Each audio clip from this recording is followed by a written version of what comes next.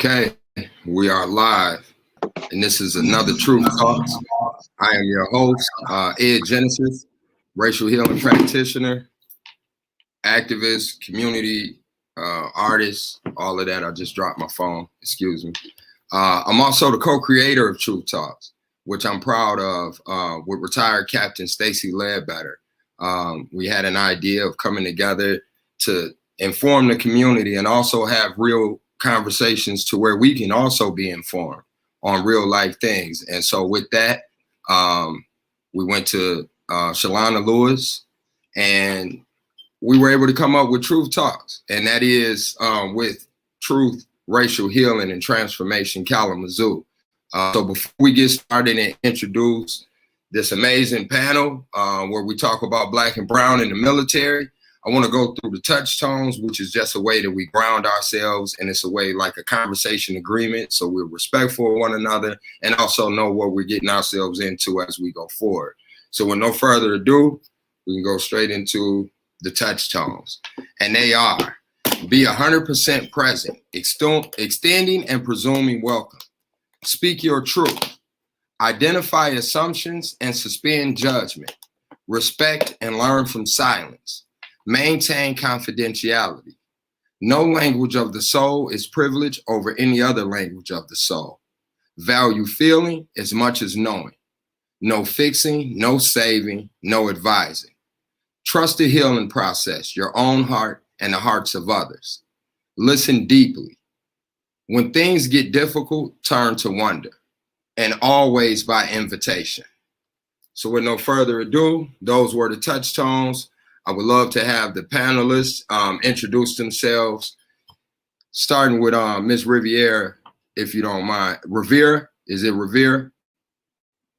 Yes, it is.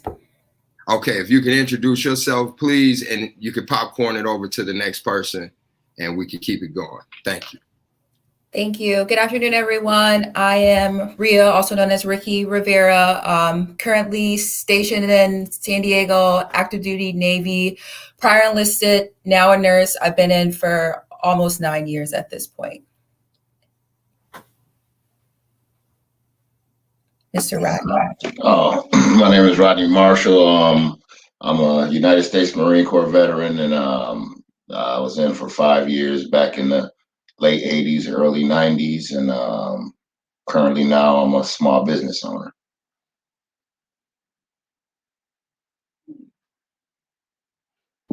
Okay. Gabe, you can pick it up. Introduce yourself, please.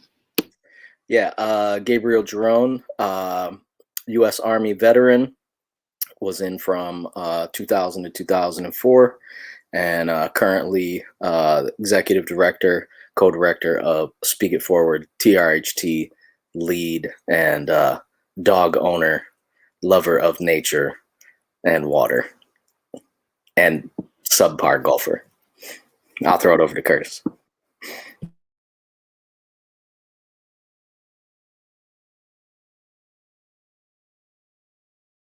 United States Army from 88 to 93. I did 6 years in the Guard. I currently own a food truck. I make organic blueberry wine, and I have a small construction business. That's dope. Thank you all for your introductions. Thank you all for your service. Before we even go any further, I want to make sure I lift that up and say thank you. Thank you all. Now, a not so friendly question. This is not on the agenda. This is something that I've been, and look, Gabe is laughing because I do this sometimes. I do it a lot. But we have to know, the community, inquiring minds wants to know. Black and Brown, why would you go into the military? Not just, so going into the agenda, which we will in just a minute, there's a lot of questions that we can dive into and go a little deeper, but just from that level, I grew up in a predominantly Black city, Gary, Indiana. My father was actually in the Army, but I was told growing up, that's not for you. And there was no reasoning behind it, honestly. When I got older, I actually talked to other people who, a brother of mine, a very good friend of mine, Kevin Ford, him and I, if we didn't get in trouble when we did as teenagers, this was our planning. We had a plan, and it included going to the military to learn some things and figure out some things that was outside of. Either of us grew up with a father. My father was killed, and his father was not. He was in California, and Kevin grew up in Kalamazoo, so it was just that distant. And we thought we might have needed a little discipline or a little structure and order, and this is what we thought about. And we weren't met with that then, but it was too late then. We had already gotten in trouble by then, honestly. And the last thing that I want to say is, throughout some of the things that we did, I remember him coming back and telling me years later, like, what do you think would have went different if we would have did that? And I told him, I said, you know what, I think about it a lot, and I'm not sure. Because in Gary, they had ROTC, and a lot of my friends would do the military type training in high school. And again, it was something, I was a quote unquote knucklehead. I wasn't shining, pressing, or doing none of that. So I felt like I kind of robbed myself of certain things. And I just want to ask you all just flat out that question, like the courage, the bravery, the independence, what was it? What made you black and brown? Like, what made you it? And I have to go, you said Ricky, I could say Ricky, or okay, Ricky is fine. Yes. I have to go to you because you say you currently are in it in 9 years. I gotta ask, why? So I born in Chicago. My dad was a lot of stuff going on in Chicago. So my dad was like, we'll move up to Kalamazoo, Michigan, stay away from the violence and stuff. I felt like Kalamazoo wasn't really any difference. There was still a lot of stuff going on in there when I was in middle school and high school. But for me, it was more of the traveling factor and seeing something outside of the Midwest, to be honest with you. I knew I didn't want to go to college right away. Like I was like, oh, I'll maybe go to college, in a few years. But I knew right then and there that I didn't want to go straight from high school to college.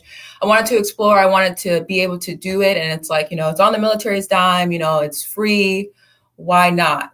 So joined the military, and I've been out here for a long time, and I thought it was a great choice just because you get to travel for free. A lot of my education got paid for, a lot of certifications, a lot of things of that nature that I would have to come out of pocket for, eventually like waiting to graduate and get done with college and stuff to be able to pay for that stuff.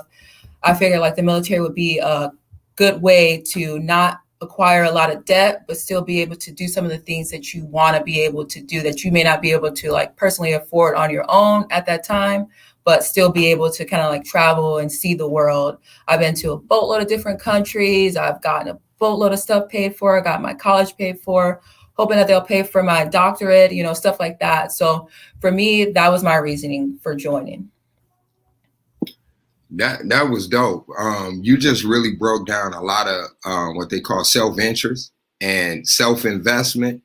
And I'm watching Rodney and Gabriel shaking their head almost all while you were talking. So I have to go over to Brother Rodney first and say, what's the reason? Because I saw you shaking your head to a lot of what Ricky was saying. See, a lot of what Ricky is saying is what I encourage the younger people, the younger generation that go into the military, as far as black and brown kids, to think about. There are a lot of advantages that the military provides you, but those weren't advantages that I was looking for when I went in, because like you, I came up in that era, and I wasn't doing the things that I needed to do to keep my behind from being a victim of that era. And the Marine Corps can, being a good athlete and being cool and all of that, that only gets you so far. And like Ricky said, I wasn't ready for school. I was ready to get out of school. And, I could have went into the Air Force. I said, nah, they too soft. and then the Army and the Navy, and then it was the Marine Corps. You hear all that mystique and all that, and then they say California. All I seen was billboards of California, like you, Ed, from where we from. You in Lansing, Michigan, the billboards you see in California is sunshine and beautiful women. And you get to go out there. I want to see that, So join the Marine Corps to get out of a lot of trouble, go see the world and go see things, learned a lot of things. It gave me a lot of advantages in my life. It took a lot out of my life, but the one thing that I would say is that it helped shape and mold me into the type of man, business owner, and father and husband that I wanted to be in my life. So I have to give pledge and gratitude to that aspect of it. Well, thank you for sharing that. Again, that's a powerful testimony, especially from like a fellow peer, so to speak. Even though Cal's my big bro, so it's that slight,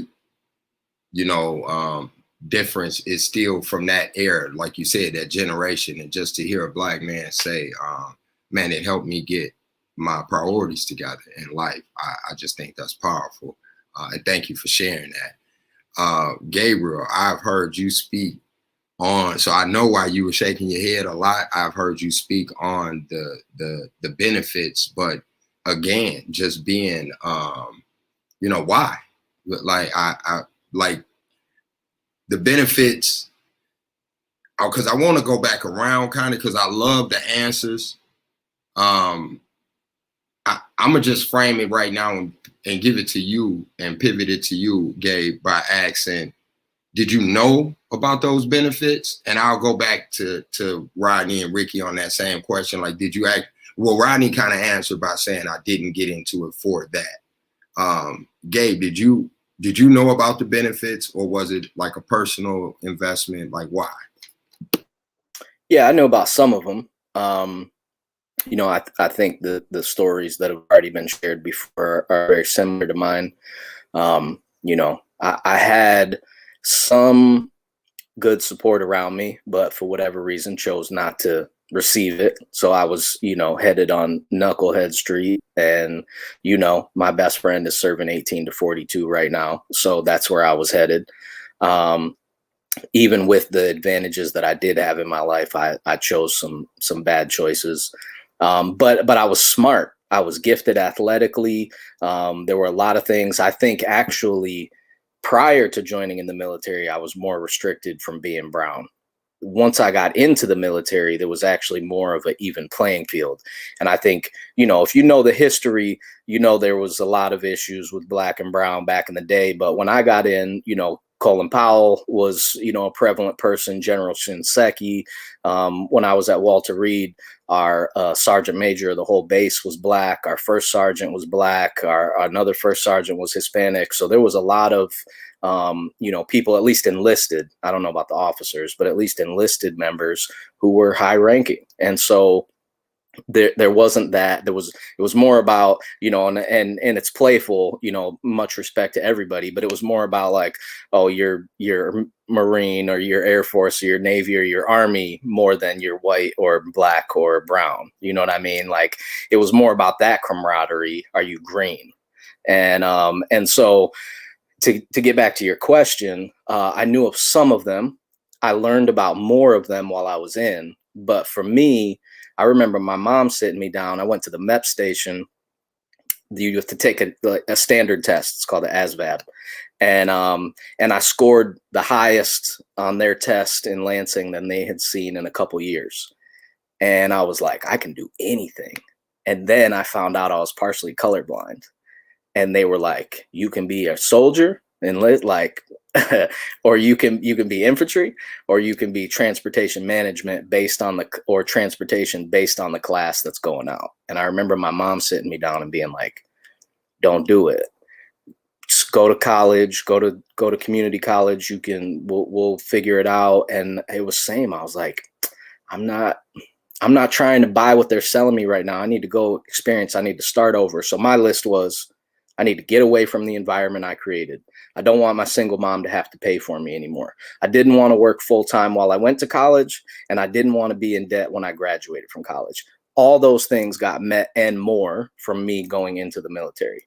There are definitely some negative sides, right? Like, I'm not here selling anybody on any dream, but for me, the positives way outweighed the negatives. And I really don't have a lot of negative to say about my experience because I was able to achieve all my goals and then some from going into the military, getting some structure, traveling, meeting some great people, I ended up doing the vocational rehabilitation instead of the GI Bill. So I had all my military paid for, no debt. I didn't even see a bill. Plus I got $500 a month while I was going full time to go to college. So I didn't have to work full time while I was in school. So for me, it was, and you know me, I was a cancer survivor. I got diagnosed with cancer when I was in the military. So they covered $500,000 worth of medical bills while I was in service. So to me, thank you to the military. Like, it got me on a road to success, and it was one of the best choices I ever made.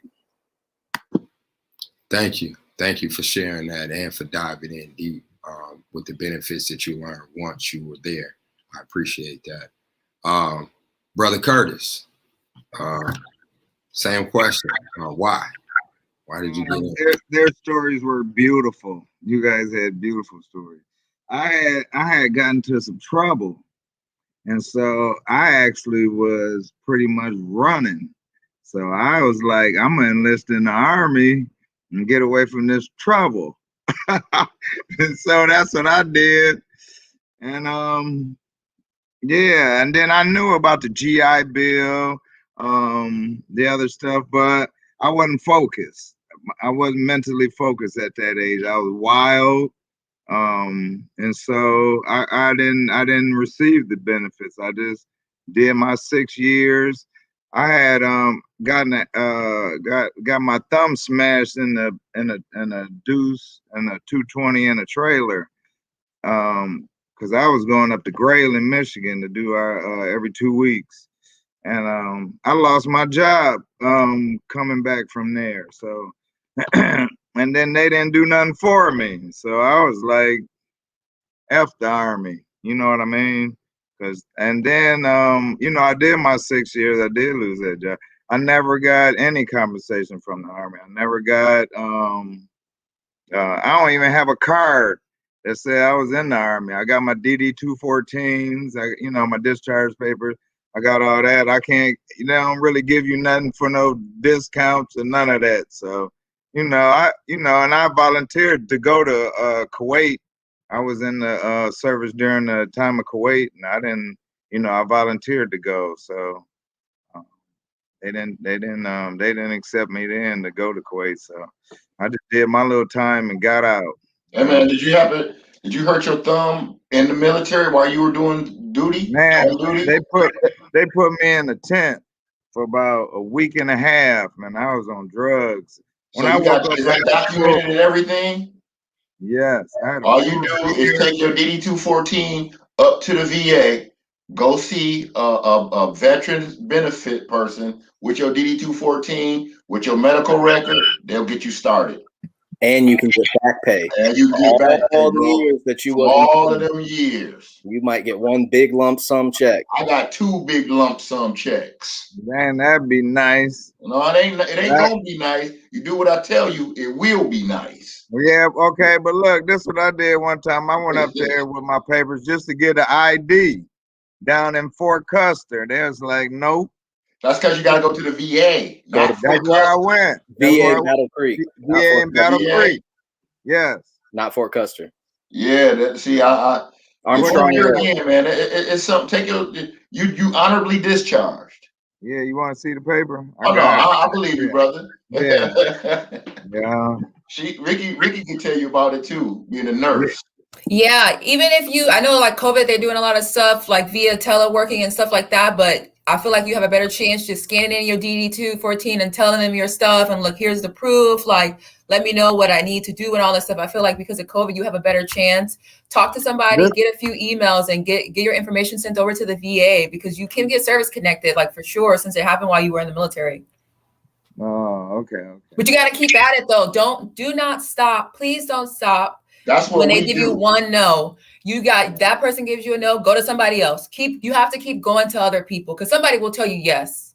Somebody will tell you yes. Man, I spent 10 love to years. have that back pay. I spent 10 Well, years fighting to get mine and finally got it. Oh, Me too. yeah. I had to fight for mine, Curtis. I say I got the benefits, but I had to fight. It took me a couple years. I got some no's. I got some slow process. It's kind of designed to drag on. Yep. But if you are willing to put in the time and the energy, listen to them. They right. You'll get it. If as long as you can stay persistent and your back pay is tax free. So Right. And so that check you get every month. That happened like between like in the 90s. Doesn't matter we when. got, Don't matter. we got Don't 30 matter. years of back pay then. Yeah. Well, Hey, well, thanks for having me on this panel. yeah. That was, I'm sitting here. Yeah, we sitting here cracking up. I just had to let y'all go because that was like so organic and real, and also supportive. Like you all supported him in that, and I thought that was dope. Right. That just was like awesome to see. That just really made me smile. We were going to ask on the agenda. It says what was the recruitment like, but a lot of you answered that, and so I wanna frame it just a little differently because the reason why we asked is because historically, military recruiters go into Black and brown communities, as we saw on like Michael Moore's documentary, how they went to Flint. And I remember that's how we were approached when we were young. But that could be not so bad sometimes. But I can see how some people thought that it was like predatory. What do you all think about that from being in it? And I guess I should ask this, because to hear Brother Rodney say, this is one of the things that I try to teach, and to hear the benefits that you all lifted up, even Curtis, with what he just said, there were still benefits of why he was there for 6 years. You know what I mean? Is this something that, are there enough Black and brown people in the military? And is the recruiters, is their approach wrong? Do you feel like it's wrong? Do you feel like there's enough representation?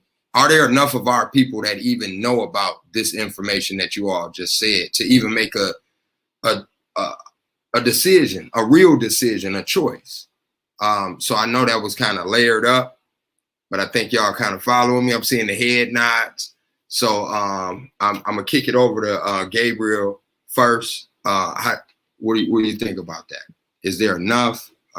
The recruitment process. Yeah, so I'll touch on a couple of those because I'm sure my other brothers and sisters on this call will be able to answer some of it as well. I'll just share a little bit about mine. So the one thing that I want to lift up, at least from what I understand and what I learned, was much like drill sergeants, being a recruiter is something that you get kind of positioned into doing. Sometimes there are people who volunteer, but sometimes you need to do that to achieve rank. And so, you know, certain people have to meet a certain quota. One of the things that I was frustrated with in the process that I wish would have been shared with me, but I feel like for them it's an expedited process, is what I wasn't told was there were things that I could have done to receive a rank of E3, right? So when you go in, you're a E1, you got no rank, where I could have started off at higher pay just by doing some simple things before going into the military. So that's one thing. If anybody's listening to this and considering going, make sure you educate yourself about a few things that you can do prior to going in, where you can start off at a higher rank and therefore be going in at a higher pay rate and be able to progress yourself faster and get more of the benefits. So that was one thing that I wish. My recruiter was white. He didn't tell me none of that. I don't think it had anything to do with race per se, but I think, you know, some of them are just like, get them in, check off the box and keep it moving. That being said, you know, my experience again, going in, I was surrounded by more Black and brown people with my graduating class. You know, when I went to Germany, there were less. There were more white people there in Germany. I don't know if that was just a base situation or where people were preferring to go. But you know, it's you meet people from all over. You know, Curtis, what Curtis shared, I was laughing because, man, probably half of my basic training class was like, man, I was running, I was getting away, I had to get out of there. You know, some of them were, I'm doing this to, you know, this is part of my agreement, and they're paying for a certain degree. Like my cousin just graduated from dental school, and now she's going to get ready to enlist in the Navy, but she got her degree first. You can do it backwards like that. So, you know, there were some people that were doing that kind of thing, and then there were other people like me that were kind of in the middle. So I'll leave some of the other questions for some of the other panelists, but that was my experience with the recruitment process. Yeah, you lifted up a lot. I hope people are taking notes and things like that. I'm learning a lot already. I had no idea about these different things. I want to kick it over to Ricky. Same layers of questions. If it's not too many of them, I ain't mean to stack it on y'all. Just was kind of like. So for me, I felt like the recruiters could, like he said about the education and getting ranked before you getting in and doing all that stuff. There are a lot of ways to get into the military, a lot of different little programs that you can go into, whether you're getting like a enlistment bonus, you're going to like getting these like special C schools or A schools tacked on to like your job and stuff like that. I feel like they don't do a good job at putting that out there to people. So people are missing out on this free money, free getting their rank put on and stuff like that. So I do think that they could do a better job. But like he said, for some of them, it is just a check in the box. Like we have to get this many people and this job and this MOS. We got to send them off to MEP, send them off to their boot camp at this time. So I'm going to do what I need to do to get them qualified and to ship them off, you know. So I do think that they should do a better job at putting all the information out there to a lot of people. A lot of stuff you can get waivers for in the military. And a lot of people who enlist, they don't know that. They feel like I can't get in because of this and that. And if you have an actual persistent recruiter and you have somebody that's actually looking out for you, you can get waivers for a lot of things that you can join. So a lot of people, they're like, oh, you can't do it. But they're in the military, there are waivers for honestly, absolutely everything. So that's another thing. People get discouraged from joining because of that. It's like you can get a lot of waivers for a lot of stuff. As far as like seeing a lot of like Black and brown people, I was a damage controlman, so we were like shipboard firefighters before I crossed over into nursing. Mostly white people, like, because I'm like, what Black people gonna be going to a fire doing all this stuff? Like they're not gonna be doing that stuff. So, but I didn't really know like the really aspect of my job and stuff. I feel like the recruiters didn't really tell me what I was doing. And they're like, oh, when you get to your ship, you can switch over your job and your rate. You just have to do this amount of time. And I got to the ship and they're like, yeah, you can't do that. No, you cannot. You either have to wait until you re-enlist, or your rate has to be overmanned to where they need to kick some people out or kind of move them over, shift them over into another rate, you know? So they weren't as open and as honest as they should have been. So like you said, the people who are wanting to join, whether they're commissioning, being an officer or enlisting, you know, and going the enlisted route, definitely do your research, definitely talk to people, other people that have been in the military, and see what's going on. What I can say is there are more higher ranking Black and brown enlisted people than there are in the officer community. There was probably like 4 or 5 Black people in my ODS class, and most of them were Africans, like actual like Black people, like born and raised here, versus people who were like coming from overseas and go join the military to get their like visa and stuff like that and green card. Like most of the people who are actually like born in the States, African American people on the commissioning officer side, it wasn't a lot of them. So like we definitely do need a lot of more representation from the Black and brown communities for like medical providers, nurses, like pharmacists and stuff like that, you know, to see that, oh, you know, this person like looks like me, you know, I can kind of talk to them and kind of exchange information and stuff. So definitely there definitely needs to be a little bit more representation on the O side. Thank you for that. Again, just a lot of valuable information. We're going to keep it going. Brother Curtis, I want you to chime in on that if you can. Even though you was running, the recruitment process, What you think? You're on mute.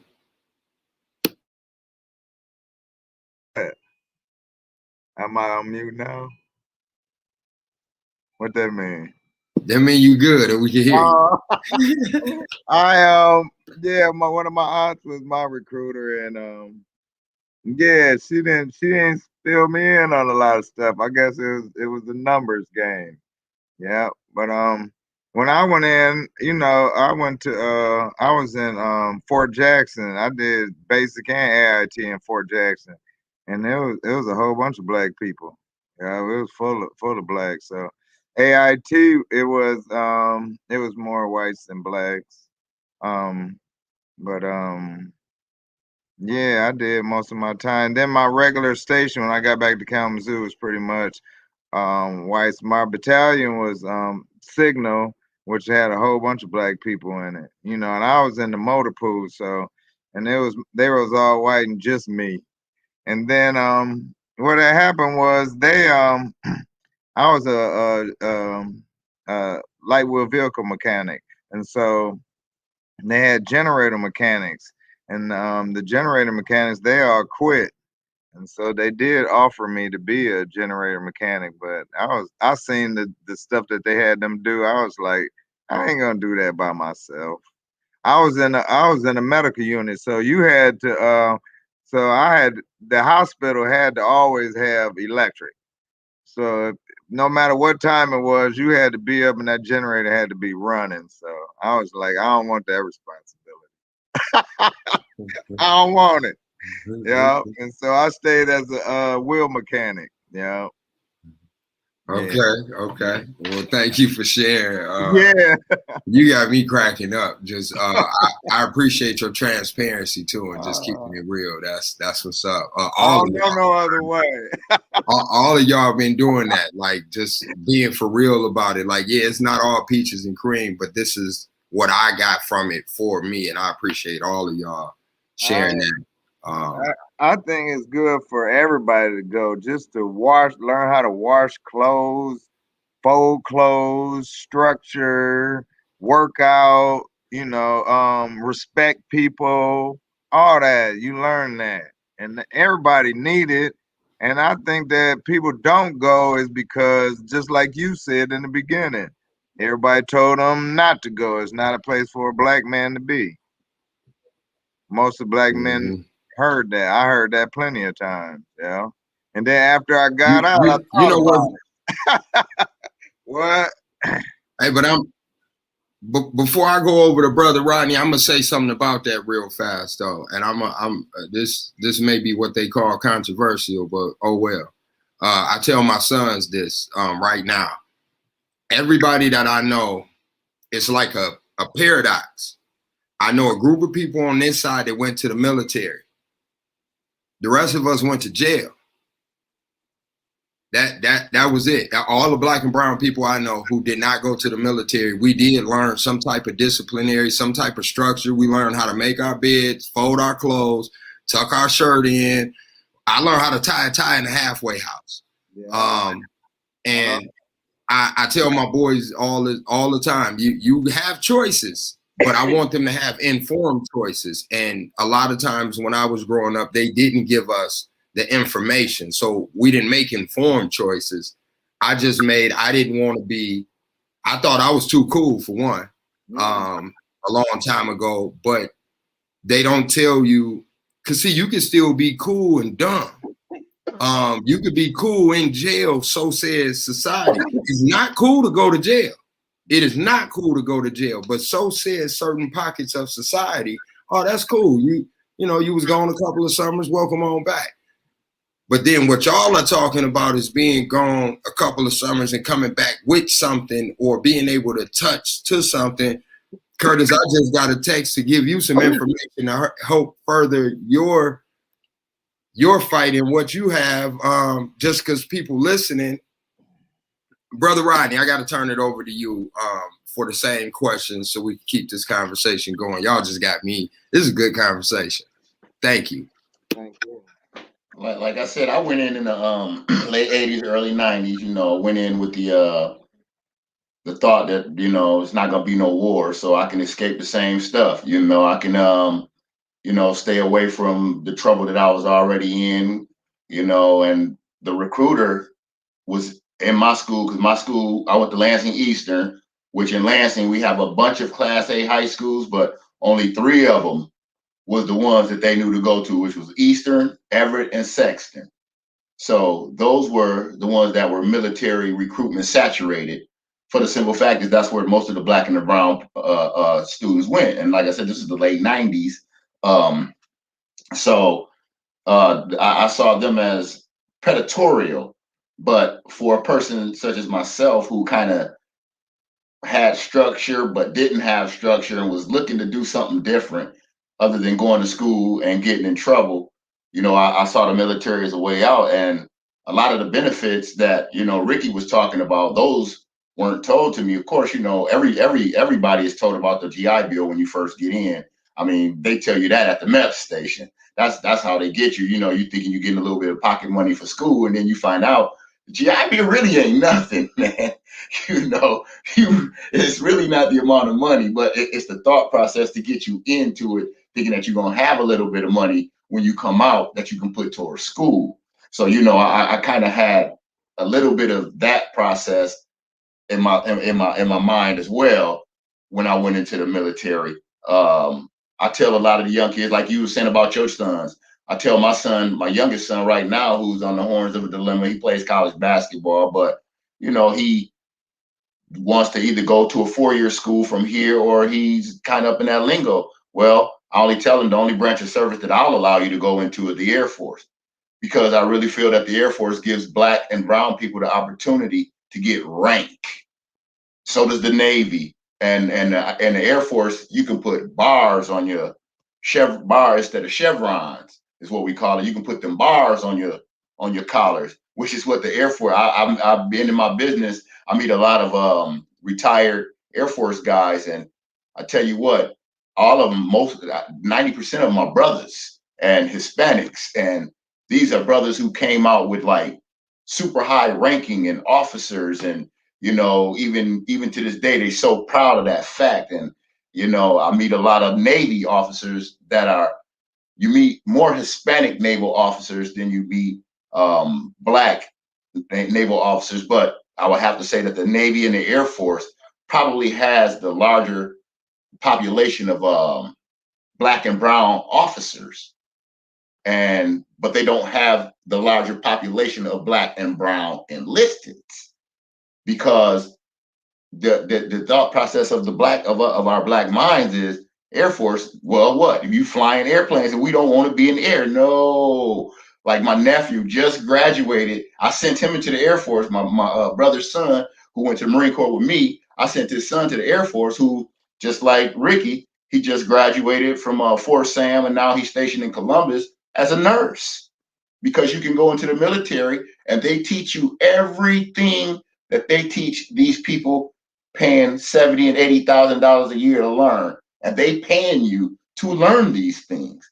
So what I try to tell these young kids is go in with a plan, know what you want to be, because the military has every job, that infrastructure. They have engineering, they have nursing, they have mechanic, they have everything that we have in society, and they'll pay you to learn it. And not only that, they will give your butt a fat bonus to come in and let them teach you how to do it. So that's one of the main things that I try to help in recruiting. When I hear about young kids going into the military, I try to do my part on the recruitment side, whereas to what I was left out of, I want to make sure that they're included on. Okay, so I appreciate your answer. And we just got a question that I think you just segued perfectly for that. And that is, it's from retired Captain Vic Ledbetter, who I affectionately call Big Bro. I call him Big Bro. I call him Big Chocolate.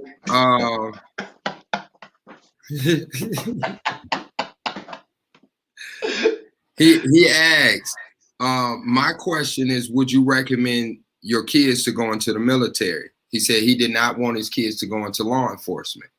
And that's deep.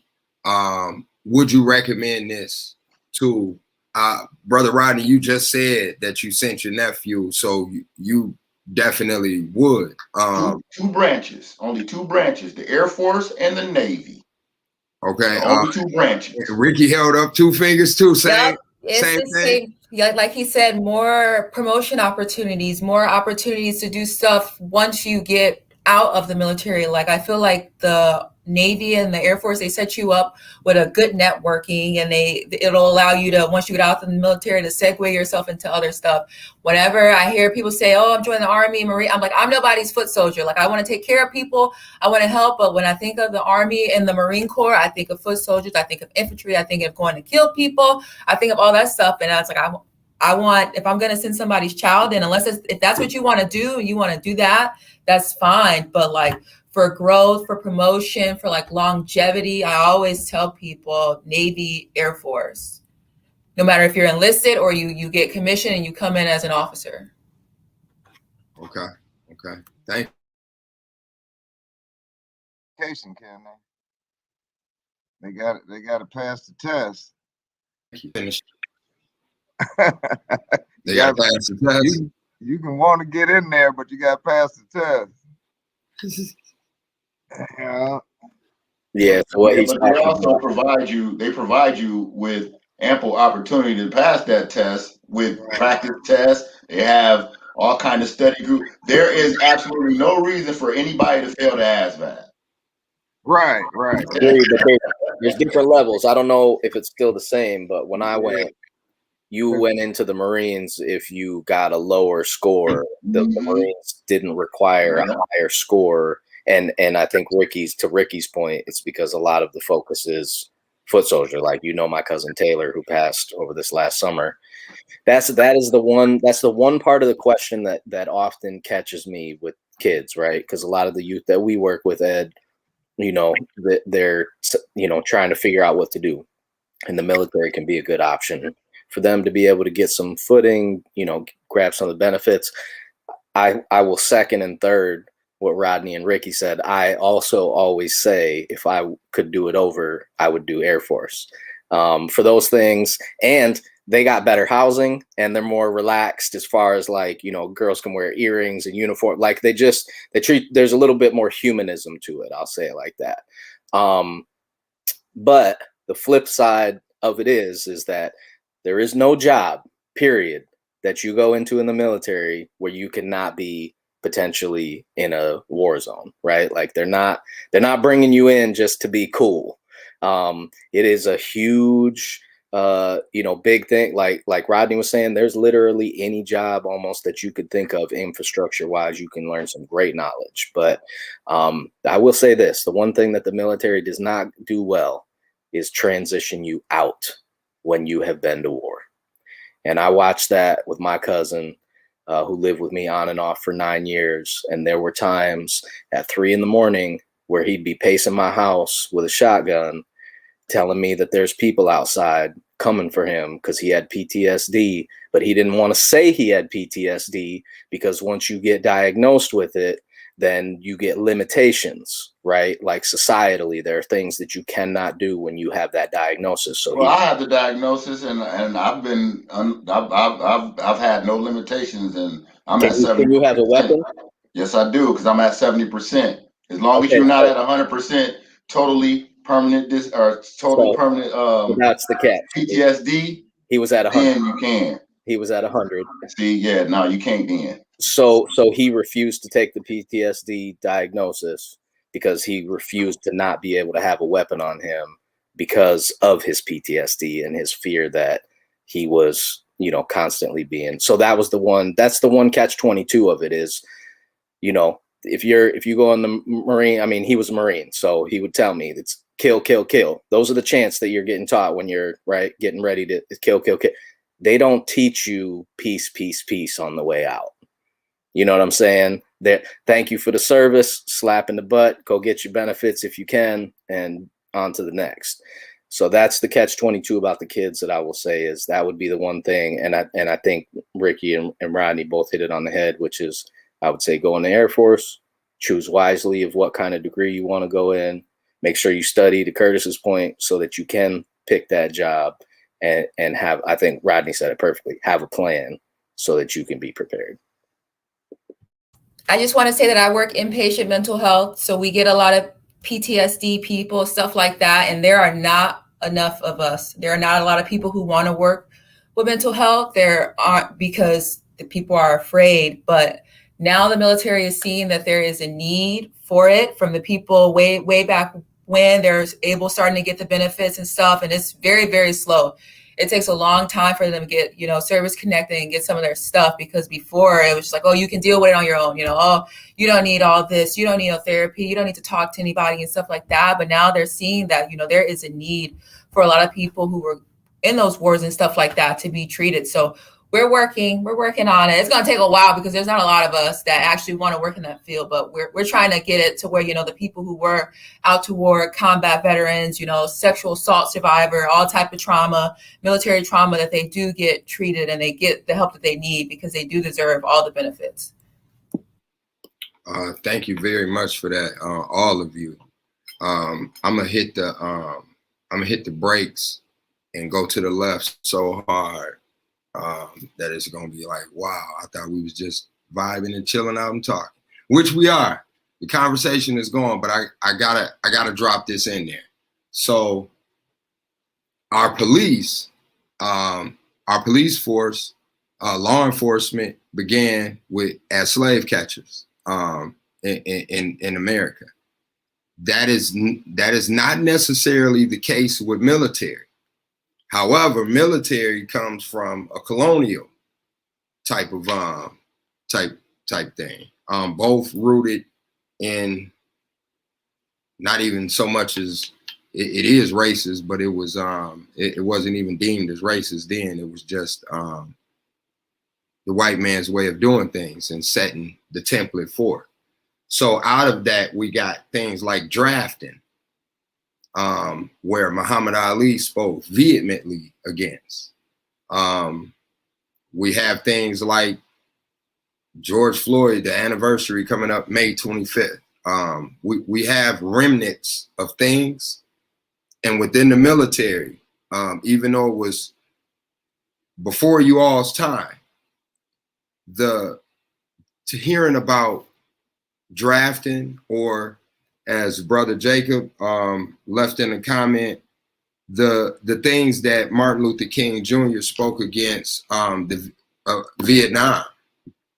And there were a lot of people who spoke against Vietnam, that war. And how do you all feel about that, being Black and brown and having? Well, first I want to say this, because this is not a setup question. I want to say, in America, I don't care if you hooping, you're an artist, boxing, everything that you do, somebody can look at you dead in your eyes and say, how can you do that in North America? Know that you're supporting capitalism, know that it's rooted in, everything's been tainted. So this is no way picking on just the military, but with the specifics in drafting and the outcry for specifically Vietnam, how do you all feel about that? Just that piece, if it ever comes up as far as revolutionary type of things, or people saying we have to do this, don't forget about this. Brother Rodney, I want to start with you if I can. Well, as far as the drafting aspect of things, I'm not a big proponent of it, because I don't believe in. To me, it's the same as forced labor, which is one thing that I don't believe in. But I do believe that in today's society, the way that it's not necessarily the way that we're steering our youth. It's just the way that our youth are being steered into the different types of ills of society.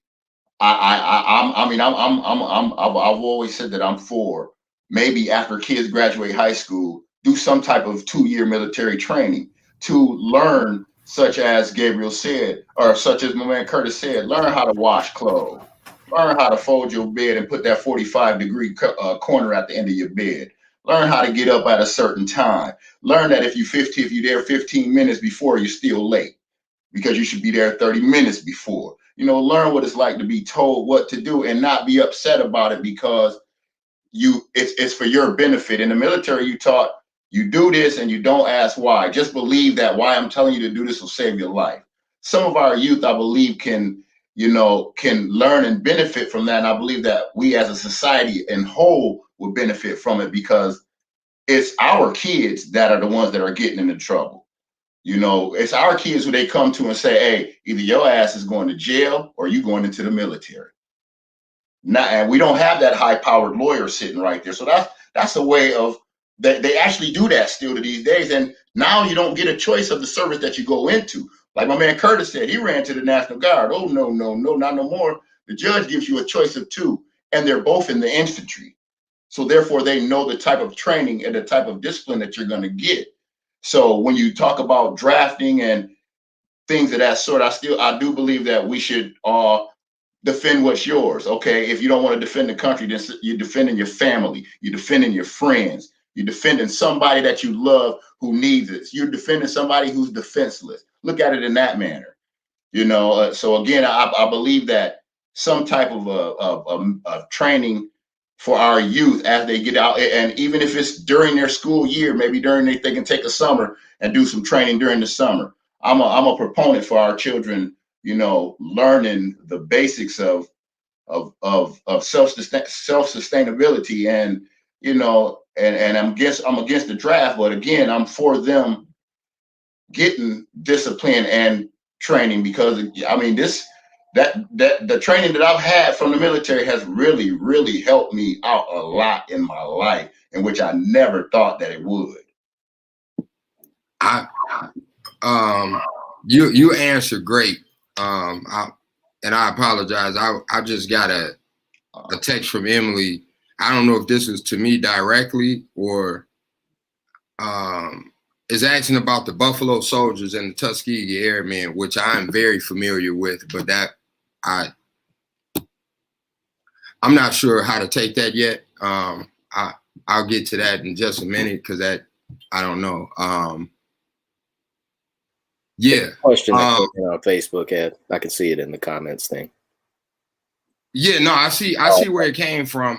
I'm trying to process so you all can speak to that more. Because it's not the same anymore, and it's not. Yeah, people are taking and looking at it in those. The military is not the same anymore. They've made drastic changes to try to make it better. Maybe not as inclusive, but it's not as obvious. You understand me? It's not as obvious. The ilks of it is not as obvious as it used to be. So there's a lot of things that's changed that I think would be beneficial for the kids in today's society. I really do. Now, see, that's the part. Now, that was the process part, because I want to get to that, because there is history of Black people serving in the military willingly.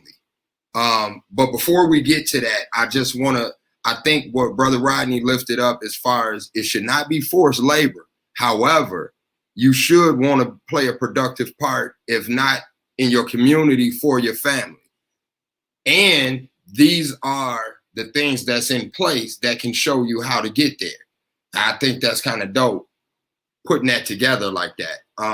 So we don't have to spend a lot of time on the drafting part, unless you all want to, if you all want to chime in and say anything to that, we can go over to that segue of, even during drafting, or even during the controversial Vietnam War, where a lot of people spoke against, there were a lot of people who signed up and went and were proud that they did.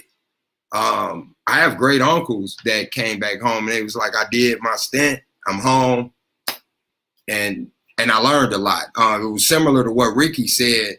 I had a great uncle, God rest his soul, in Detroit. He told us he never would have saw as much as the world as he did without going into the military. And he said, I saw all types of stuff. And he just described things that I have yet to see. And this was back in when it was so-called real racist. You know what I mean? So going into that next part, no disrespect to, let me make sure I'm reading. No disrespect to Maggie May. I was just still in the drafting part and listening to Brother Rodney explain that the way he did. And then I read that, and And it felt like it was to me, like, well, wait a minute, did you know about this? And it was like, yeah, hold on, but I'm not there yet. Yes, Buffalo Soldiers, Bob Marley has a dope song dedicated. And I remember my great aunt, my Aunt Doe, who I talk about a lot. She was the one that actually set us down to say, did you know about this years ago? And yeah, there's a lot of historical things, but not enough in our history books in school. And so that's not taught in school. How do you all feel about that part? Like, there are proud Black and brown, not, man, I didn't have nothing else to do. I had a baby on the way. I'm hearing pride coming from all of you. Like, man, I did this. I was able to do this. I did this. This got me here.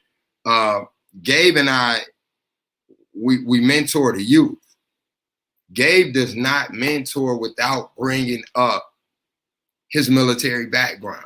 And I'm talking about not just bringing it up as a part of his story, but hey, let me show y'all a breathing technique that I learned that helps me out, that Navy SEALs use. And I mean, he does it all the time. And I'm like, wow, that's beneficial to be able to have something that you bring to the table now. The pride part, like, there's going back to Ricky, and I'm gonna shut up. The way Ricky framed it during that first question was literally about self-interest. It's not about what Uncle Sam said. It's not about what my cousin over here said. It was about, this made me a better person and made my life better in these type of ways. And everything has a sacrifice. Nothing is just, oh, you should have took that street and you wouldn't have had no hurt, no harm whatsoever. Unreal in North America, we know that. So, but to hear that pride part was like, wow, that was like a breath of fresh air. I want to go back to Ricky with that, because when I hear, or just reading that question, that comment about the Buffalo Soldiers or the Tuskegee Airmen, that's somebody like you that's still serving. It's 9 years, that got the military colors on right now, representing while you're talking. I see Brother Rodney representing, got his shirt on. Like, talk to me about that pride that's right here, right now, and how. Like, what is that? Is it just self-investment, or is it really like, no, this means something to me? And you come in my house, you see this on the wall, or you see this on the keychain, or you see, yeah, Gabe just changed his plate. It's pride all over for me. Like, I really enjoy my service. I enjoy being able to help people on all different levels, whether it's people in the military, whether it's people trying to come into military. And I'm like, have you done this, this, and this?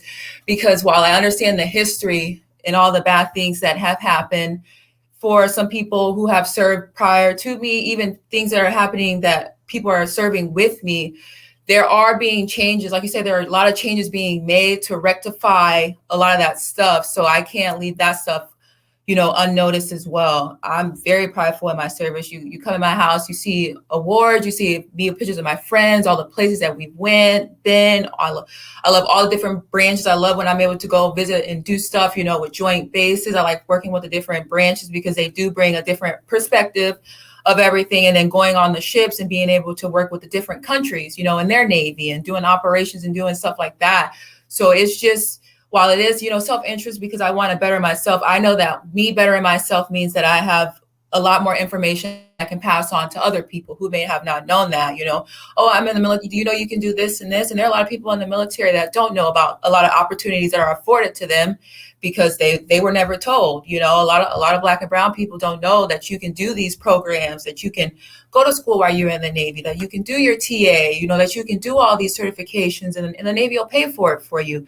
They don't know that, or people that are trying to come in, all this opportunities that are afforded to you. So it's pride because I know that people coming in or people being in, hopefully that they're pushing the information out to other people that'll be helpful to not just myself, but other people as well. So when they get the information, teach one, reach one, and it just continues, you know, and it's like a ripple effect to where more people are reached, more people are connected, and they're getting all the information, you know. And while I love what I do, I really do enjoy the Navy and being in the military. You know, I know that it's helpful that seeing someone, a African-American female, you know, being able to do all these things, you know, they can do that stuff too. And they have people that they can connect with to help them. How was your journey? Well, I did this, you know, what do you recommend? You know, mentorship. I love mentoring people that are still on the ship, you know. I'm getting ready to leave for the Philippines next month, you know. So I like when we do like the engagement and like getting out there and like intermingling with all the different people and providers and stuff like that. Like I enjoy that. And I'm going to bring that, you know, back when I leave there and bring that back to all the people here saying, you know, these are all the things that you can do. You know, you just don't always have to be on the ship. You don't have to do this. There's special billets and stuff that you can do that can be fulfillment for you. And then you can go and push it out to everybody else, you know, so everybody gets the opportunity.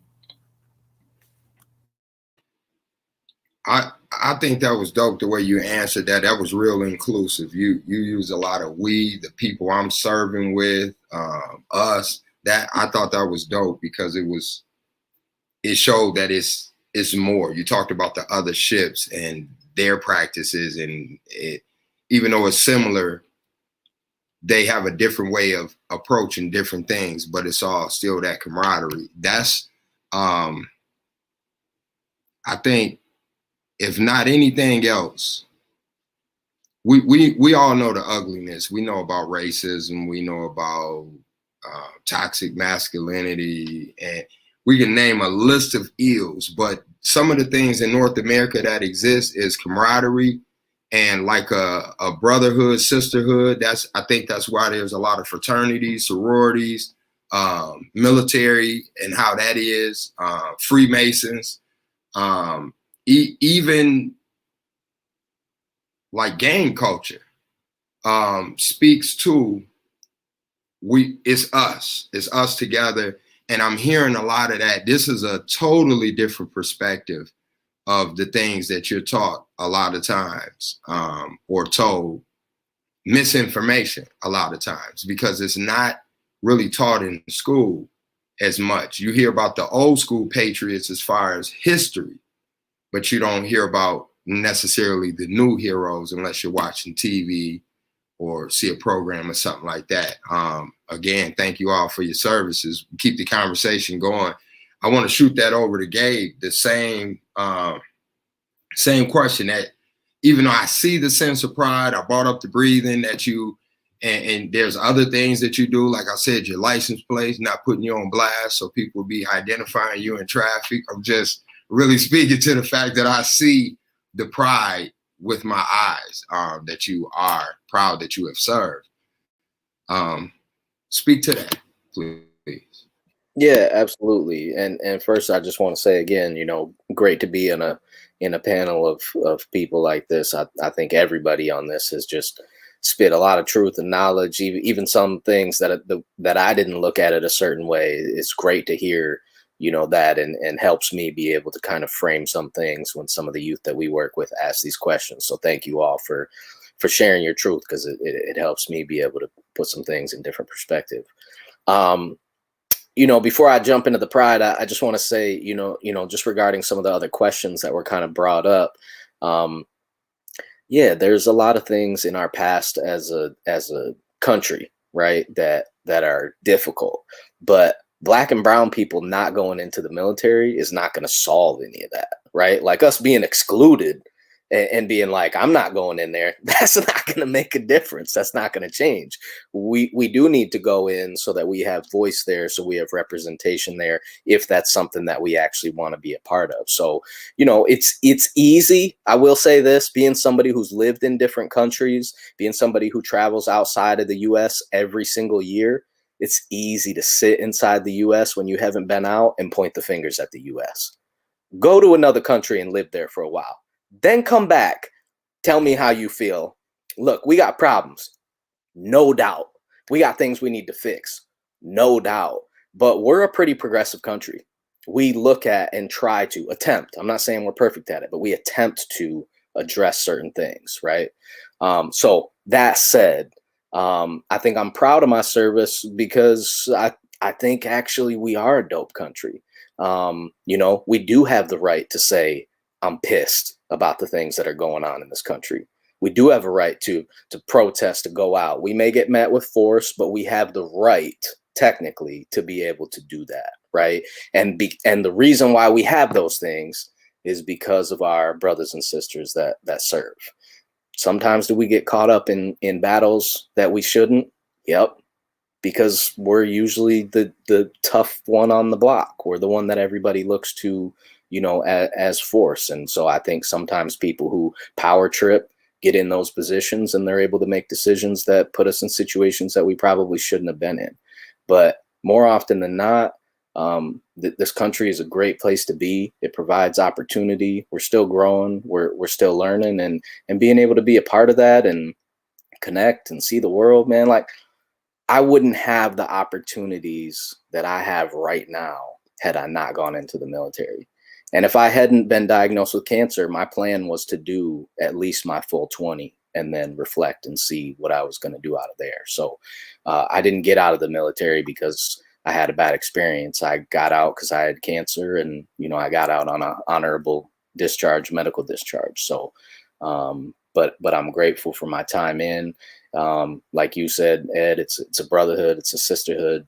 You know, I have a lot of respect and for the people that go in, and I gotta say this because it was funny when I was hearing Curtis talk about it. The way they taught me to fold underwear when I went in the military, I thought was the dumbest thing. I hated the fact that I had to. I was like, man, who folds and then rolls their underwear in a certain way? To this day, I still do. Like in basic training, I was like, man, I can't wait to be out of here and go back to just doing it. But they stick with you. I color coordinate my closet. You know, it's like there's certain things that they just instill that helps you. Like, I'm more organized, I'm more disciplined. Like Rodney said, I show up early to things because that's just what you're taught. We were joking before this started. Hurry up and wait. It's like a slogan, and you just get there. You get there, you're on time. It's a lot of those skill sets of what made me successful post getting out. I appreciate you sharing that, all of what you shared. Going back to the pride part, I want to lift up that I appreciate what you lifted up in the beginning, especially Gabe, when you lifted up that, yes, America does have its history, but that Black and brown people could possibly do themselves a disservice by keeping themselves out. What I want to go back to is, I brought up law enforcement having its origins in being slave catchers, and that's just that's just the cold-hearted truth that we deal with. However, you probably all heard me just say a little while ago, retired Captain Vic Ledbetter. I affectionately call him Big Bro. That is one of my big brothers, period. And he's law enforcement. And I have 3 felonies, formerly incarcerated, directly impacted, and he is one of the officers that I ran across. He never arrested me personally, but we have had our run-ins before he was retired and before I was out of the streets, when we were on so-called opposite sides. I am proud to share space with him. I have went and talked to police cadets about our history and so I think about what Gabe just said.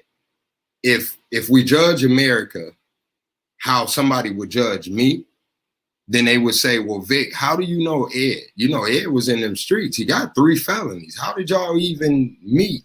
And then the people in the streets would ask me, like they have, how do you know the police? How you cool with him? How y'all get cool? And it takes growth, like Gabe just brought up. And it's like, if we all opened up, and that's what America is a lot of times, it's an open book. So we all know a lot of the dirty secrets. And so we get to form our opinions, our decisions based off that. And sometimes that is what led to me being misinformed about a lot. Jail was not, my mother was the only person that told me, you better not go to jail. If you do, don't call me. That was it. Other than that, that was not in my face every day. Like, hey, don't go to jail. Jail ain't no place for no black man. Don't go to jail. You see what I'm saying? This is like what you're being told. So I just really appreciate the way Gabe took that with, yeah, there's that, but this is what it did for me. And where would I be if I just listened to that? And that's just it. Because I don't know. Like I said, everything is rooted in something in North America.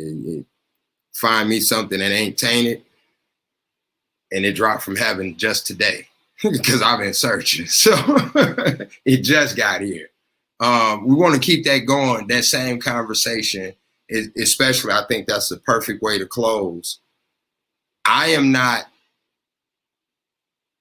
don't have either way. I say, like the guy, Charles S., he's an actor, Charles S. Dutton said in the movie Menace to Society, if this can make him a better person, then that's what I'm for.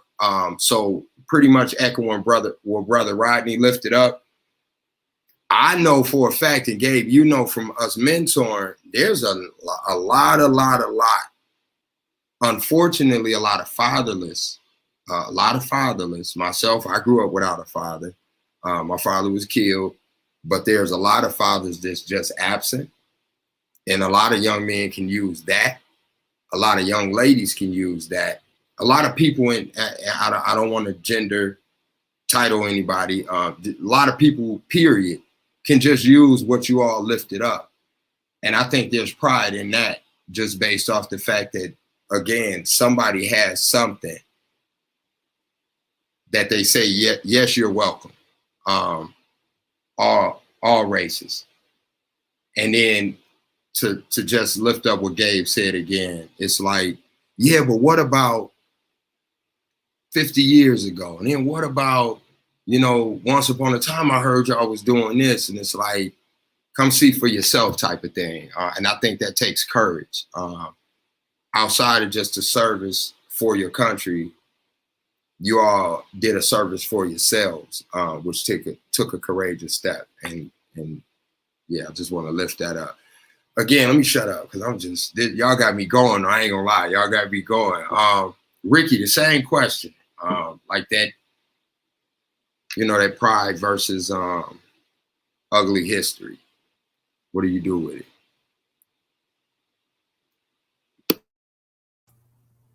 I take it, I listen to it, and I understand because, that stuff did happen, but it's like education, like you said, come see for yourself, see all the changes that are being made, see all the things that are being done now for Black and brown people, especially in the military.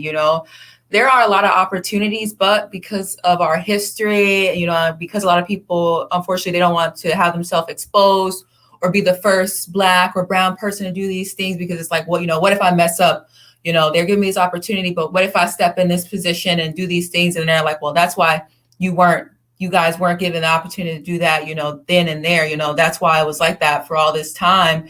A lot of people are like, I don't want to be given too much on my plate, and then I don't deliver, or I don't do what's needed, and then what? Then it looks bad for everybody, So I always encourage people, especially younger people in the military, to take those hard, duty stations, take that stuff, because there's a lot of growth and opportunity and a lot of stuff that the military has for you, as long as you're applying yourself. And there always be mentors, take it upon yourself to seek out mentors, seek out people.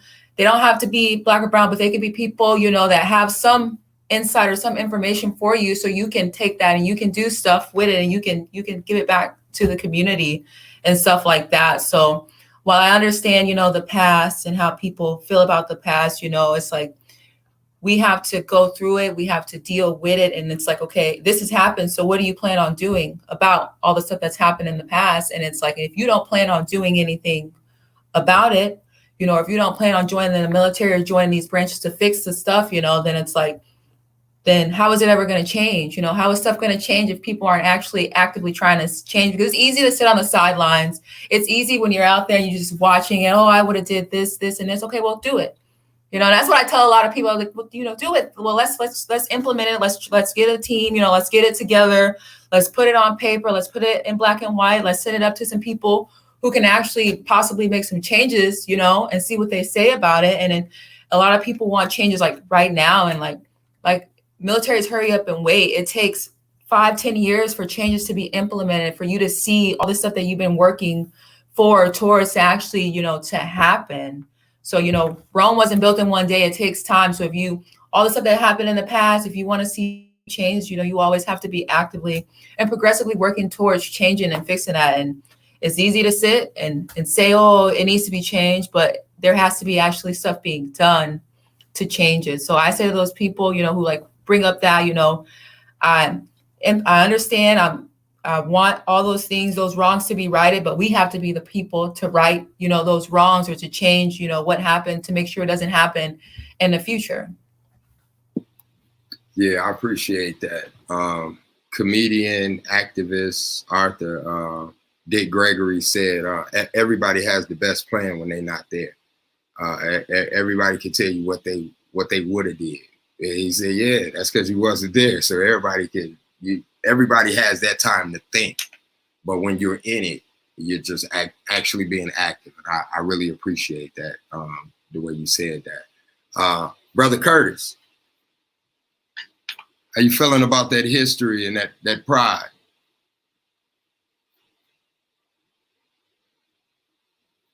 Tell you the truth, I'm honored to have served in the service. I respect all servicemen and women. I really don't wear the colors and stuff like that. So I'm like that secret guy, you know what I'm saying? The one that they need to come out, they ain't know I was in the service. A lot of people don't know that. You know what I'm saying? They don't know that because I don't really. I saw the pictures. Yeah. Yeah. You know, they don't know too much about that. I don't know. I don't push it out there. I mean, I teach what I've learned. Yeah, but other than that, nope. Keep it to myself. Mm-hmm. Proud, but like one of those, I get it. Because there's a different, I know you proud because like I said, I seen the pictures and that's how I knew to even talk to you about being on the panel today. But I do get what you're saying, and you pretty much lifting up that what people say about blacks being in the military, black or brown being in the military, don't affect you either way. No. I think the education and the training is very important. You know? I think everybody should get it, you know, but then people look at, you know, a war could break out while you in there trying to get training, you know, or anything could happen. And now you in war that you didn't expect just because you was going to learn how to wash clothes. You know what I'm saying? So but I think it's good. I think it's good for everybody that want to get in the track. And then I was thinking too, like a lot of the, Ricky, are you an athlete as well?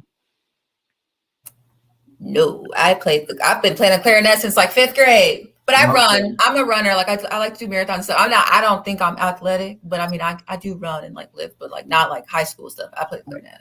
But you know what I see, like a lot of people, like the time that I went in, you know, it was like most of them were athletic, and the ones that weren't was trying to kill themselves or get out. You could tell like the athletes, you know what I mean? Like they don't mind, they'll listen to you say, you know, you gotta run or you gotta do this, but people that aren't willing to accept to be told what to do and stuff like that, they out there trying to kill themselves or get out or escape. You know what? Learning an instrument like the clarinet would be the same type of thing, though. Because just discipline. Being my sister, it's that discipline and that, you don't blow that reed right or whatever. Bought another one. It's gonna come out and everybody gonna look at you. You can hear that over all the other instruments. So yeah, it's probably that same type of. If we can provide structure for the youth, that's what I'm hearing. Honestly, if we can provide structure for the youth, and You gotta want wash structure. the clothes or fold the clothes. You gotta want structure. Okay, that make a lot of sense. Yeah, I don't think they want it. Brother Yeah. Rodney said just kind of throw him in there though, because that's why I was saving him for last anyway, because I wanted to circle back around with Brother Rodney. That's good. It's like a 50-50 with that though, because then you get a lot of people, and then within like the first year, they're getting out with adjustment disorder, and it's a long process for people to like get people out the military. And then I don't want to say it clogs up for like, but like for people who have like actual like mental health stuff going on, they're constantly seeing mental health because they're like, I just don't want to be in the military, you know. Yeah. So it makes it longer for us to get the people who actually like need help, because we're dealing with people who they just want to get out, you know. Get out, So and then you don't know that until you done sign the papers, boy. You in here. I am I'm not happy. So that's not the right word, but I am I'm very appreciative that Gabe lifted up PTSD. And that is one of the challenges. That's not just a black and brown challenge. That's it's a real challenge. Mental health is real. And we should treat it as real as it is. There is, unfortunately, like Ricky just lifted up, whether in the military or out, people that just want to play the game. So for whatever reason, and that's not to judge whatever things that they may be going through, but it does harm those who really need the help. Right away. And thank you, Gabe, for lifting up PTSD and the struggles that our brothers and sisters that have served proudly have come back home with oftentimes little to no help. And they have to figure it out. And it's more than just saying thank you for your service. It's like, what do I do now? You know, especially if only thing I got trained to do was this, and now that part is over. Now what? You know, and yeah. So thank you for lifting that up, because that's a very, very real topic within talking about military or that process of going to war or being trained for war, and then having to be acclimated back into society. So Rodney, Brother Rodney, turning it over to you as far as they say the history. They told people like us, black men ain't got no place in the military, and then you sit here before us today and you say, well, I beg to differ. This is what I got, and told my nephew this. What is that? Well, see, first of all, I always call myself a shark. And when people ask me that, I always say, have you ever seen a shark swim backwards? So therefore, I don't look at what happened in the past. I only look to what, let's say, the military has done for me and for other people. Because again, for the business that I own, we are around nothing but military people. And the pride is incredible. You know, what people don't understand as Americans, and especially as black people and brown people, we're very tribal. So we connect to cliques. Well, there's no bigger clique in the world than the United States military. I have guys right now that we were in 3 wars together, and we just celebrated our 30th year anniversary. And all of us was together in the Dominican Republic, hanging out, tearing it up, having a good time. And this is 30 years of brothers hanging out, seeing each other every year. We're going to see each other again on Memorial Day down here in Detroit. So, you know, the camaraderie and the pride that you get from, surviving a war. I mean, of course, being at, some places here in America, yeah, we at war. But that's a war of, I would say, a war of choice. Because we can choose to get out of those situations that sometimes we put in society that causes the wars that we're in. But when you're in the military, only one person made that choice for the war, And especially in the Marine Corps, only one person can send the Marine Corps in, and that's the President of the United States. So when you're in war and you survive this and people are dropping mortar rounds next to you, you got bullets flying all over your head and you have to return fire, and it's not by choice. When you make it back to the States, you have a total different sense of pride. And so when I say that I think that the military is good for Black and brown, and today, it's not, because it's not like it was when I was in. You have Black drill instructors now. You have Hispanic drill instructors now. You didn't have that when I was in. They was white. You might have one Black drill instructor out of 40. And so that would be considered their one, and you would pray to get that guy. And then you will find out that he has been trained to be just like them, because in order to get to where he is, he has to act like them. But it's not like that anymore, which, as I started being on these bases and, providing services for these military installations, I was able to see how the military reacts with its troops. And I've seen Blacks in charge. I've seen browns in charge. I've seen the way that they treat their troops. I mean, it is completely different, to the point where, as I said, there's only two that I would recommend, simply because when you come out, you have a skill that you can take with you. But I say it in the sense of, we're missing our kids is missing something. And if that little bit of what has changed in the military can help us pick up that piece, they're gonna get paid. You don't know what you want to do out of high school, but you go into the military, you're going to get paid. Not only that, you might have a chance to learn the skill. Not only that, one thing that you will learn is basic decency that you may not have been taught in your life. You will learn how to say sir. You will learn how to say ma'am. You will learn how to be on time. You will learn how to eat. You will learn how to care for other people. You will learn how to render first aid. Your best friend could be choking and you've never in your life learned how to do the Heimlich. Well, you're going to learn all of that in the military. There are so many benefits that I believe that our young children can take from military service. And it doesn't even have to be like Kurt said, you might, I went in with no hopes of going into the war. Well, shoot, I ended up going to 3. And not one did I didn't think that I was going to go to 1. So, stuff happens. But at the same time, stuff happens out here too. At least when you're there, your loved ones can know that what you're going for is the right thing. Whether you come home with it or not is up to you. But you are going for the right thing. And man, I tell you, man, I'm just so proud to have served the country. And even though the country is not proud to have us, I am proud to have served the country, because no matter what, the one thing they can never take from any of us is our contribution to this mug. They can never take that contribution away, no matter what they say, no matter how hard they try. All 4 of us are honorably discharged. That's the one piece of paper they can never take away from us. And therefore, I have extreme pride in my United States Marine Corps and my fellow servicemen and women. Thank you very much for that. That was dope.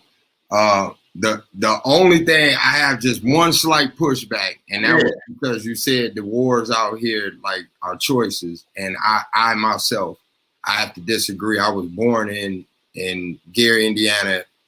Before I even figured out what was being done to me, it was already done. They had already took my father out. I got my first felony at 17. I did not know that there was a war against young Black men in America. And I didn't even know how to fight back. So that was not necessarily a choice for me. Right. But I understand where you took it and where you went with it. I think that was powerful, honestly.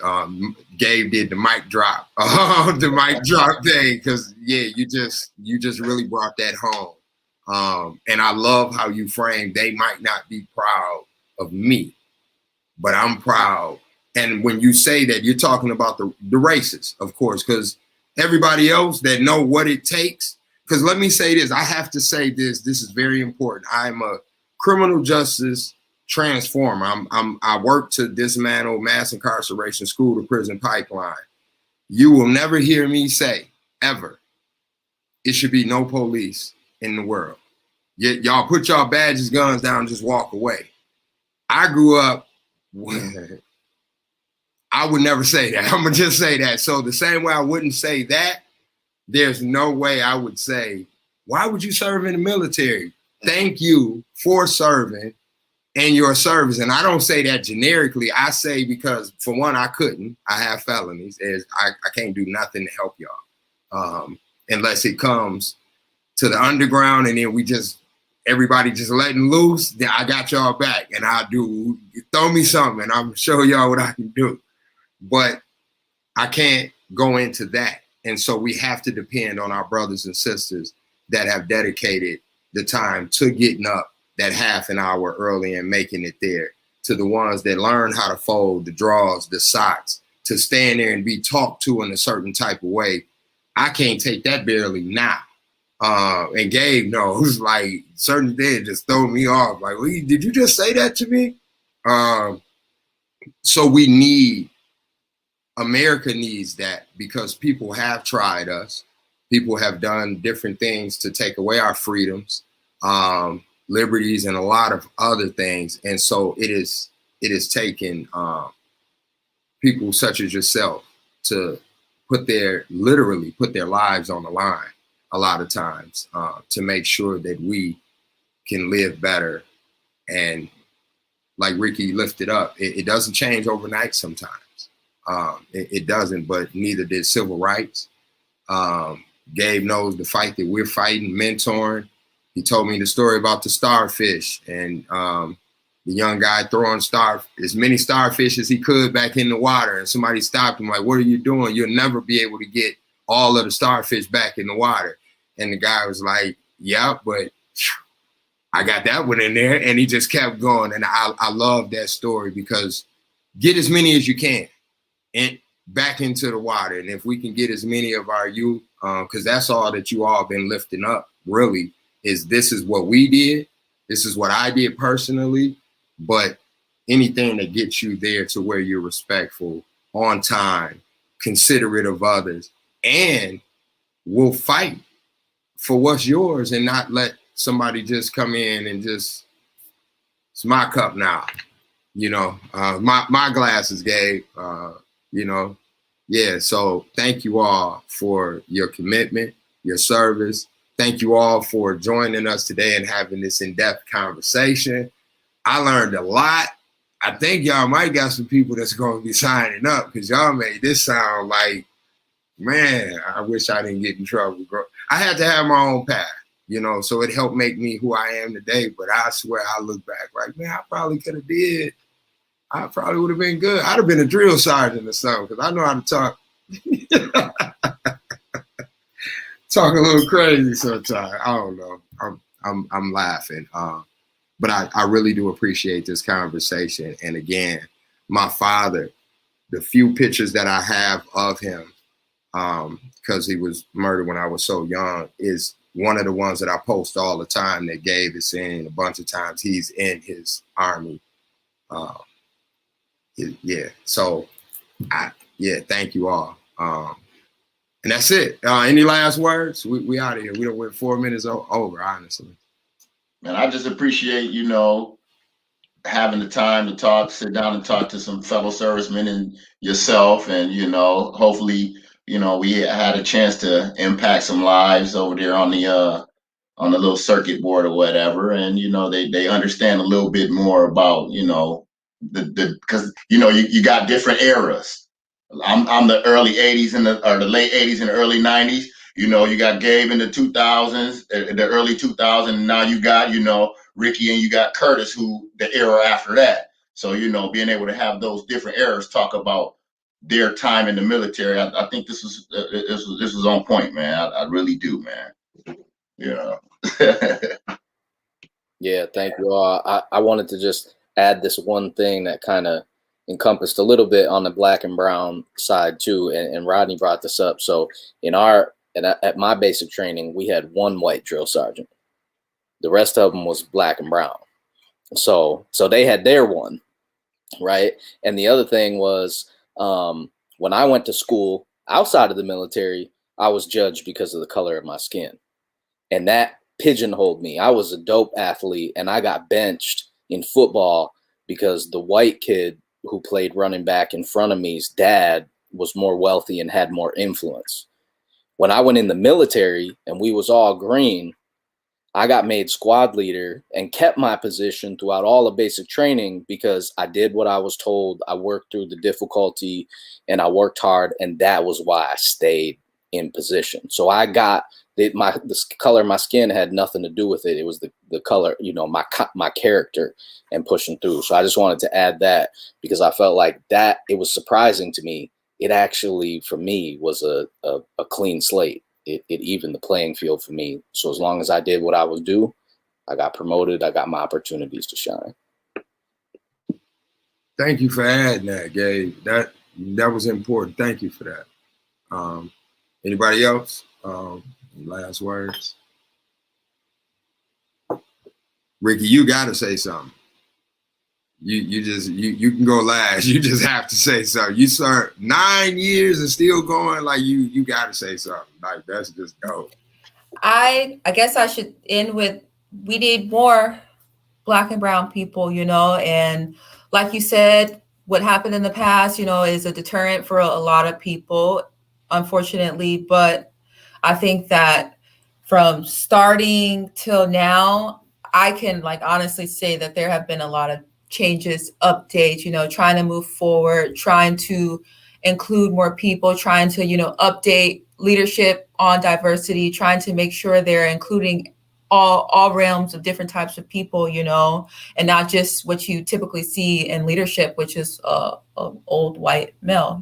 That's what you usually see when you're looking at, your chain of command and stuff like that. That's what you're used to seeing. But I can say within the last few years, it's more of a mix. They're trying to get different types of people, whether Black, brown, other minorities, to fill those positions, so that people who look like them, they can be inspired and motivated. So I just hope that people see the podcast and they can see that, we've talked from people with different eras and different branches and their experiences, and that changes are being made, and they'll hopefully continue to change with more people, joining and voicing all those opinions and stuff like that. Okay, thank you for that. Yeah, and I think they definitely will. Anybody's watching, you can't help but walk away from this full. Brother Curtis, you would have the last words. I had two Black drill sergeants, one male and one female. You got to speak up. Sorry about that. Hey, I had two Black drill sergeants. Can you hear me now? Okay, I had two of them. One was a male, one was a female. Jamerson and Drill Sergeant Brown.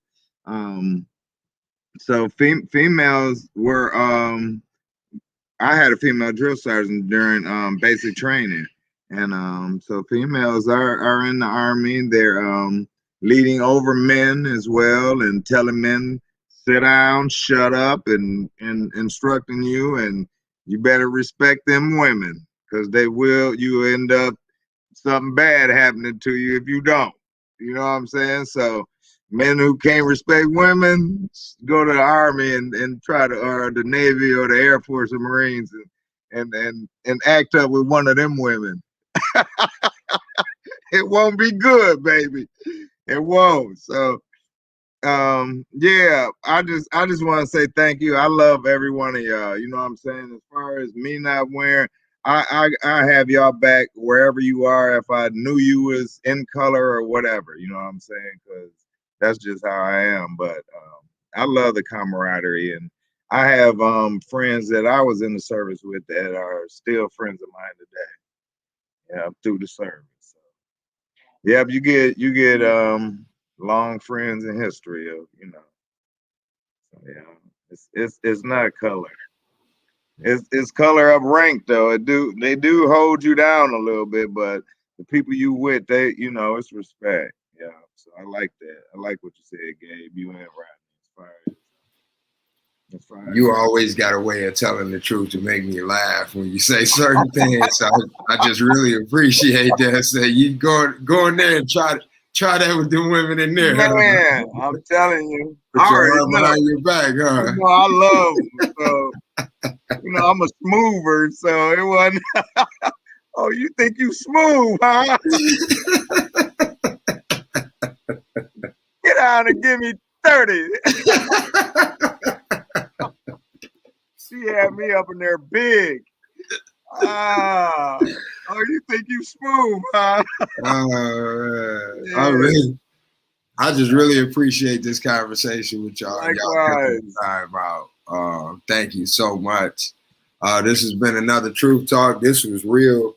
We definitely probably have to have a part 2 because y'all lifted up the Air Force. So we're going to have to make sure we got somebody from the Air Force speaking, and then just follow through and go a little deeper probably on the PTSD part or coming back home, different resources that are available for the vets that's back home. And we don't just have conversations for no reason. It's truth, racial healing, and transformation. So it's hopefully, to me, this was transformative just to hear, well, the stories you heard growing up, yeah, they were true. And it was like that once upon a time. But guess what? This was my experience during this time. This was my experience during this time. So I think this was a very transformative conversation. And I look forward to part 2. Yeah. So thank you all. Thank you. Peace. Love you. Appreciate it. Love you too, bro.